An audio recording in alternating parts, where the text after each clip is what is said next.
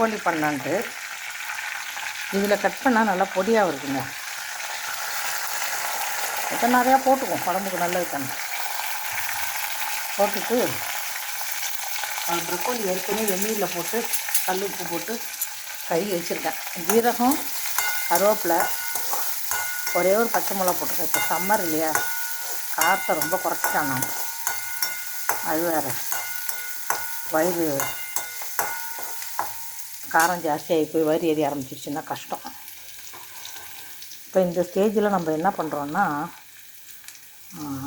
ஏற்கனவே பண்ணி வச்சுருக்கோம் இல்லையா, அதை போட்டு கழுவி வச்சுருக்காங்க.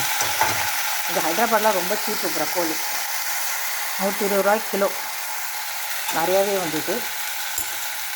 இதில் கொஞ்சோண்டு நம்ம ஒரு ஸ்பூன், ஒரு டேபிள் ஸ்பூன் அளவுக்கு தயிர், இது பாலில் இருந்த ஆடை, கொஞ்சம் ஆடை நிறையா கூட போடலாம், நல்லா தான் இருக்கும். இப்போதைக்கு எந்த இவ்வளோ ஆடை இருக்குது, அதை போட்டுக்கிறோம்.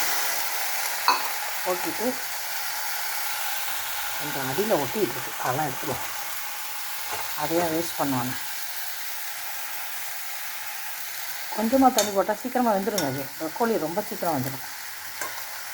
ஒரு ஆஃப் வெந்த பிறகு நான் என்ன போடுவேன்னா, ஏற்கனவே பூண்டு போட்டிருக்கோம், ஒரே ஒரு பச்சை மிளகா தான் போட்டிருக்கோம். அப்புறமா நான் இது நல்லா ஒரு ஆஃப் வெந்த பிறகு கொஞ்சம் தண்ணி ஊற்றினா போதும். அப்புறம் நம்ம இது வேறு போடுவோம் இல்லையா, உப்பு வேறு போடும்போது வாட்டர் விடும். அது நல்லா ஃப்ரெஷ்ஷாக இருக்கணுங்க. எப்போவுமே ப்ரக்கோலி கடையிலேருந்து வாங்கிட்டு வந்தீங்கன்னா 2-3 டேஸ்க்குள்ளே சமைச்சிடுங்க. அப்புறம் அது வந்து பழுத்து போயிடும். ரொம்ப டெண்டரான காய் இது. இது வந்த பிறகு உப்பு போட்டு வந்த பிறகு நான் என்ன பண்ணுவேன்னா, ஒரே ஒரு பச்சை மிளகா தான் போட்டிருக்கேன். அதனால் அந்த காரம் பத்தாது. அதனால் ஒரு 1/2 டீஸ்பூன் மிளகு போட்டுட்டு, மிளகு பொடி போட்டுட்டு கொஞ்சம் கொத்தமல்லி தூவிட்டு இறக்கிடுவேன். நீங்களும் அதுமாதிரி செஞ்சு பாருங்கள், நல்லா டேஸ்ட்டாக நல்லாயிருக்கும். லைக் பண்ணுங்கள், ஷேர் பண்ணுங்கள், சப்ஸ்கிரைப் பண்ணுங்கள்.